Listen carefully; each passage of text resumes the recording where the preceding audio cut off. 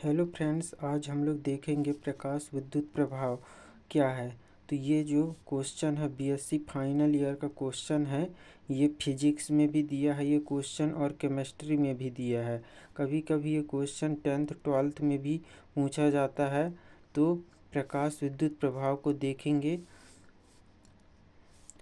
तो चलिए स्टार्ट करते हैं कि प्रकाश विद्युत प्रभाव क्या है। सन 1887 में इस क्वेश्चन को मैं एकदम आप लोगों को सरल तरीके से एकदम समझाऊंगा। तो प्रकाश विद्युत प्रभाव देख लेते हैं।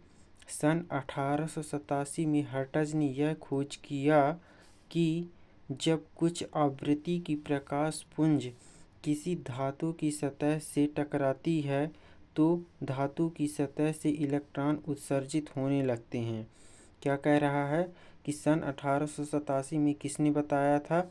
हर्ट्ज ने यह खोज किया था इन्होंने कि जब कुछ आवृत्ति की प्रकाश पुंज जो है ये क्या है, प्रकाश जो इधर आ रही है उसी के बारे में बता रहा है कि आवृत्ति की प्रकाश पुंज किसी धातु की सतह से टकराती है। तो ये क्या है, धातु की सतह है, यहाँ से प्रकाश आती है और धातु की ये सतह है और धातु की सतह से टकराती है। तो वही चीज़ बोला है यहाँ पे कि किसी धातु की सतह से टकराती है तो धातु की सतह से इलेक्ट्रॉन उत्सर्जित होने लगते हैं। इस प्रक्रिया को क्या कहा जाता है? प्रकाश विद्युत प्रभाव कहते हैं। जब किसी धातु की सतह पर प्रकाश आती है तो धातु की सतह से टकराने पर क्या होती है, इलेक्ट्रॉन उत्सर्जित होने लगते हैं। तो ये देखो यहाँ पे इलेक्ट्रॉन उत्सर्जित हुआ है जिसको हमने लिखा है क्या, फोटो इलेक्ट्रॉन। ठीक है, ये आपको डायग्राम बना के समझाना पड़ेगा, आप इसको प्रैक्टिस कर लीजिएगा। ठीक है, एक तरफ होगा कैथोड माइनस का होता है और एक तरफ होगा एनोड ये प्लस का। ये फोटॉन प्रकाश इधर से आ रही है और धातु की सतह से टकराती है तो इलेक्ट्रॉन उत्सर्जित होने लगते हैं। इसी प्रक्रिया को क्या कहा जाता है? प्रकाश विद्युत प्रभाव कहते हैं। ठीक, आगे देखते हैं। अतः धातु की सतह से टकराने वाले फोटॉन के प्रभाव से धात्विक सतह से क्या कहा है कि अतः धातु की सतह से, ये वाली धातु की सतह से टकराने वाले फोटॉन के प्रभाव से, ये क्या है, फोटॉन प्रकाश, तो टकराने वाले फोटॉन के प्रभाव से धात्विक सतह से, ये वाली धात्विक सतह से इलेक्ट्रॉनों का बाहर निकलना, क्या हो रहा है, इलेक्ट्रॉन बाहर निकल रहा है। तो इलेक्ट्रॉनों का बाहर निकलना प्रकाश विद्युत प्रभाव कहलाता है। ठीक है, यहाँ तक समझ में आ गया होगा। फिर प्रकाश विद्युत प्रभाव से संबंधित प्रेक्षण लिखेंगे। कुछ प्रेक्षण बताया है हर्ट्ज ने, तो यहाँ पे लिखेंगे पहला पॉइंट में कि किसी धातु की सतह से इलेक्ट्रॉनों की उत्सर्जन हेतु न्यूनतम ऊर्जा की आवश्यकता होती है जिसे देहली ऊर्जा कहते हैं। ठीक है, किसी धातु की सतह से इलेक्ट्रॉनों के उत्सर्जन हेतु न्यूनतम ऊर्जा की आवश्यकता होती है जिसे देहली ऊर्जा कहते हैं। इस ऊर्जा के लिए आवश्यक आवृत्ति देहली आवृत्ति कहलाती है।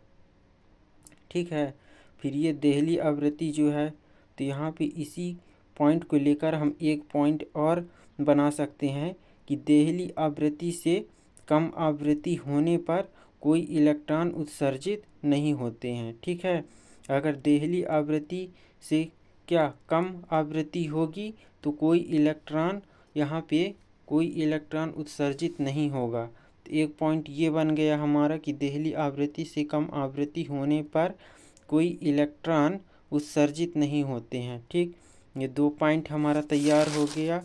आगे देखते हैं। तीसरा पॉइंट में आप लिख सकते हो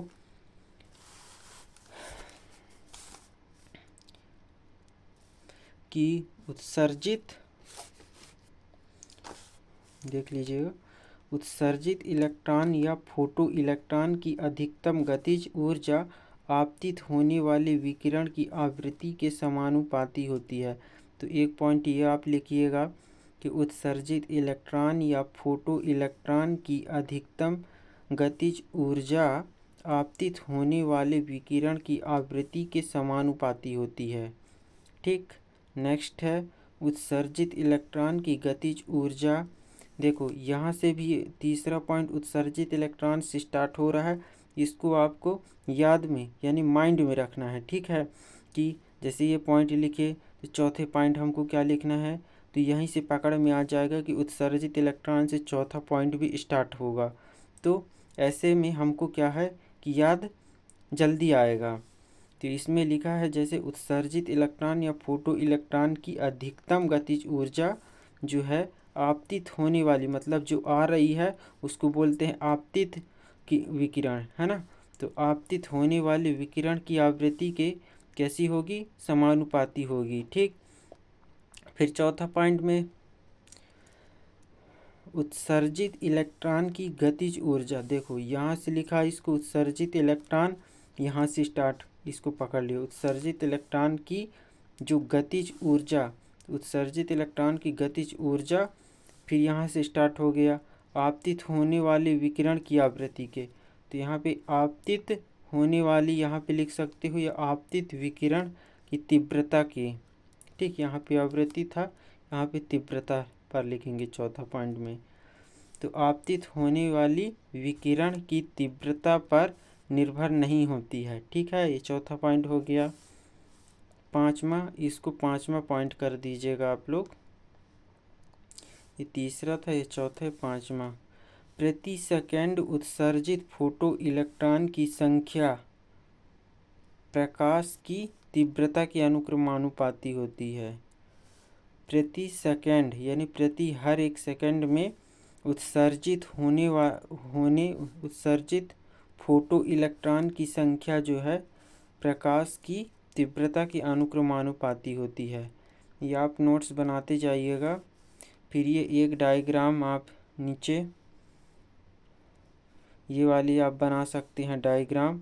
ये ऐसे बनेगा, इधर जो है गतिज ऊर्जा है और इधर क्या है, विकिरण की आवृत्ति है। ठीक है, फिर ये एक डायग्राम बनेगी, लगभग सेम ही है, याद रखिएगा। गतिज ऊर्जा, ये नियत मान इसको दे सकते हो, और ये हो जाएगा विकिरण की तीव्रता हो जाएगी। ठीक है, तो ये हमारे एक क्वेश्चन रेडी हो गया है।